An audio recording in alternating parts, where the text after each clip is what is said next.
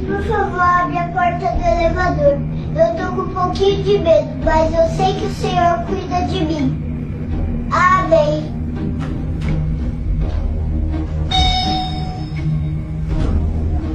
With Nip Hustle. Big shout out to SPR, Spotter Low. You know, I'm in the black box. Had to come through, tap in, show love one time. Yeah, y'all make sure y'all subscribe. Stay tuned. All that. All that and then some to the income. Hit the YouTube streets, find a corner and bend one. Pull up in Detroit and be proud of black people. Although it's not stated anywhere in here, at least from what I could gather, I haven't watched the entire thing, but I didn't hear anything mention of black. But often we see when the police officers show up in mass in support of one of their own, when there's whites, it's obviously a white thing. And here, this time, the leader, the chief of police, seems to be a black man, and there was a black woman treated the way so many blacks have been treated in the past as far as being dealt with by the police. And police opened fire on her. And this time, when we get to the press conference, it's not being justified. It's not being rationalized. Off top, this black police officer who seems to be a superior, I don't know what his rank is, I don't want to misstate it. Yeah, there's going to be some accountability off top.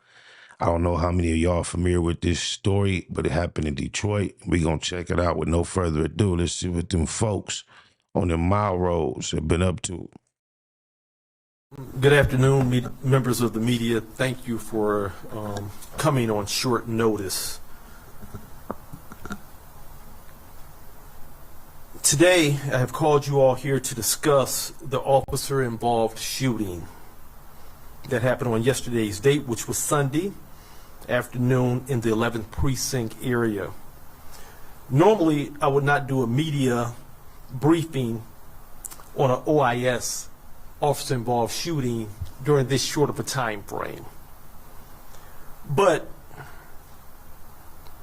this morning at my senior management meeting, I was able to review the body-worn camera, and at my briefing yesterday at the scene, I updated you and stated that the information was fluid, preliminary, and that I had not reviewed the camera footage at that moment.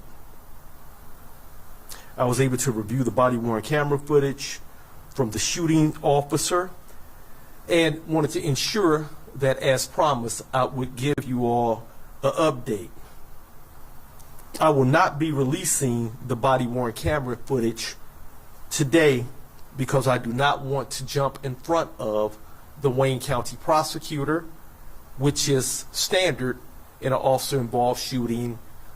We will be submitting a warrant request, as we always do in all of our officer-involved shootings, and the investigation will be led by the Michigan State Police Department. But I do want to update you and walk you through what transpired to give you an update. Now listen to these details. We've seen black people do less than what she's accused of doing at an attempt of an arrest or a detainment or whatever, get murdered, and there be no accountability for the officers. Now watch how these details unfold. What they always say, well, she should have just complied. She wasn't compliant, but she did nothing illegal. Check it out.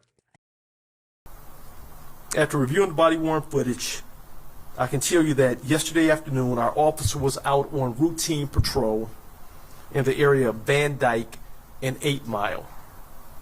He observed what he deemed to be a traffic violation and conducted a traffic stop. The driver of the vehicle, which was driving a black Dodge Durango, complied with the officer and pulled over her vehicle immediately. At this point, the officer exited. I apologize for classifying her as less than compliant initially. She complied. The patrol vehicle and approached the driver's side of the Dodge Durango. The officer identified himself and gave the reason for the traffic stop. The driver strongly disagreed with the officer as to the reason. The officer asked the driver for her license, registration, proof of insurance of the vehicle. The driver requested for the officer's supervisor numerous times, including at one point the driver called 911 while the officer was standing at the vehicle. The officer requested backup to the scene for support. They both called the police on each other. I've seen many videos, man. The police don't like when you try to call the police on them. They get indignant. Once backup arrived, the officer physically opened the driver's door in an attempt to get the driver out of the vehicle. The officers were unsuccessful in their attempt to pull the woman out of the vehicle, and she was pepper sprayed by one of the backup officers. She then closed her door and the driver drove off from the scene. The officers pursued the Durango up Van Dyke for approximately 1 minute until they boxed in her vehicle a short distance down the road at Concord and Outer Drive. At this point, the officer which fired shots, we'll call him the shooting officer, jumped out of his vehicle that was parked in front of the Dodge Durango. I didn't like that. I wish you would have went ahead and named the officer, but so be it. And began ordering the woman to exit the vehicle. The driver, as it is shown in the video, began trying try to drive her vehicle out of the box. While the Durango was driving away from the scene and past the officer, he ordered the woman 2 more times to get out of the vehicle before he fired multiple shots into the Durango. The shooting officer then jumped back in his squad car and pursued the Durango with the backup units following behind. They pursued, ultimately ending at the Detroit Police Department facility. She still was running to the police. While the police was trying to take her alive, she was running to the police. The driver was shot a total of 6 times. Officers rendered first aid. Medics were called. They transported the woman to a local hospital.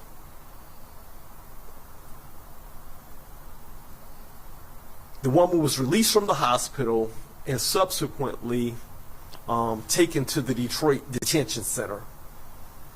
This morning, I ordered her released from the Detroit Detention Center. That's right. Immediately. That's right. I want to talk about the policy violations. Talk about the policy violations. This incident has policy violations in multiple areas. I find them concerning. The Detroit Police Department, first of all, should not pursue, and we have a policy against vehicle pursuits for traffic.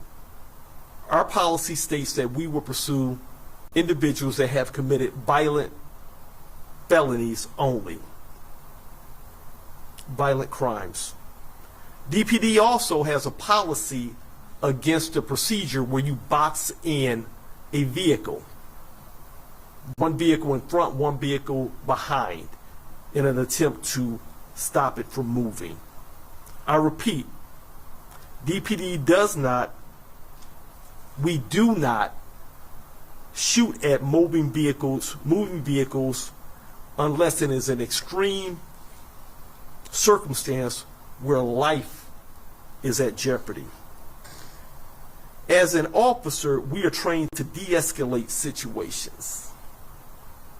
Failing to request a supervisor when one is requested falls in line with the citizen complaint. She requested a supervisor multiple times.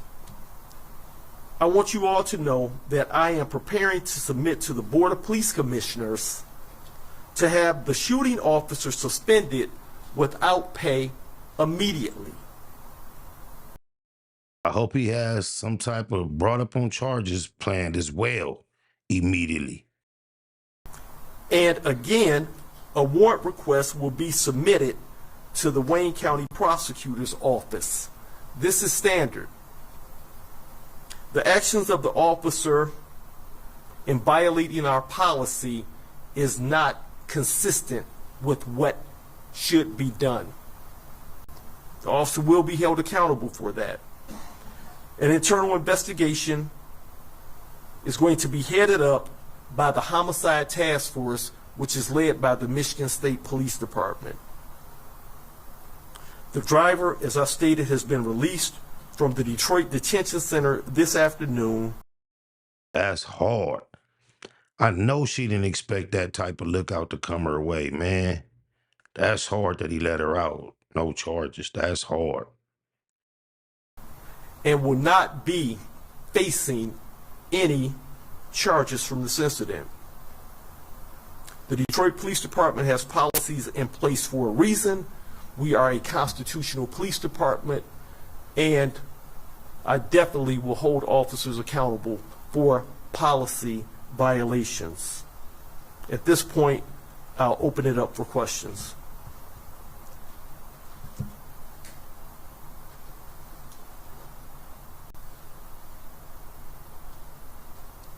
Thank you, Chief, for that update. It's Andrea from the Detroit Free Press.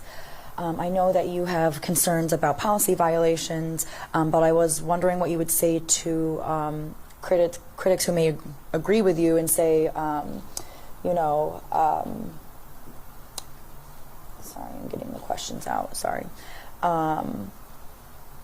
Like, how would you respond to critics who question whether all of this over an invalid license, essentially, was worth it, was worth all of this? I'm not going to offer my opinion or speculate at this particular time.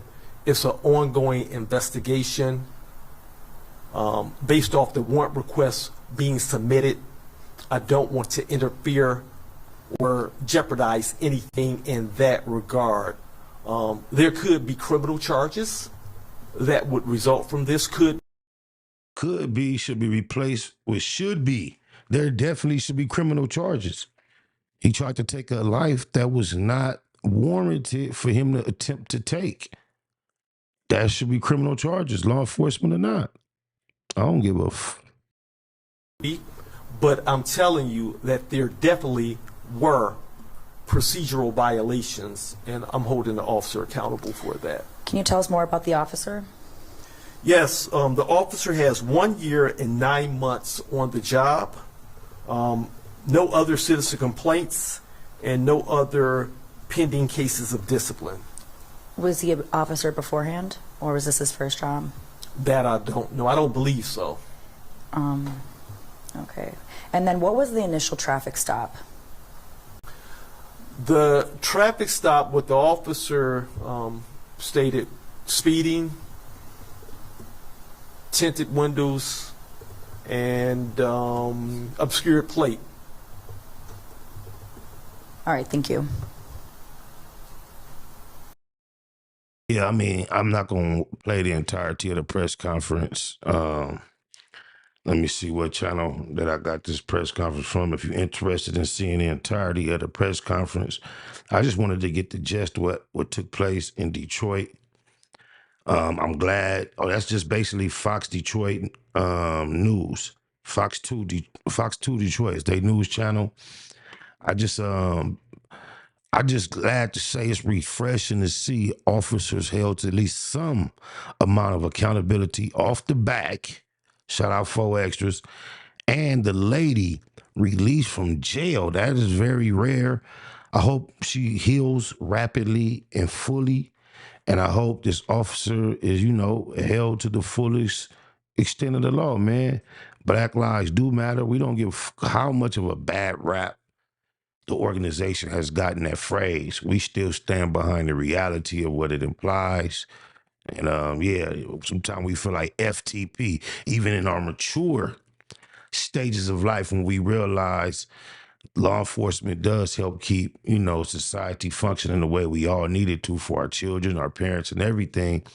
But we have a history with them, and we get reminded of it in time like this to make us say FTP. I want to accept this with a prayer. I thank you, Lord, for my birth and everything that's followed. I thank you, Lord, for today, and I will pray for tomorrow. I thank you, Lord, for the love of my life and the friend. I made a promise, and I'm loving my wife till the end.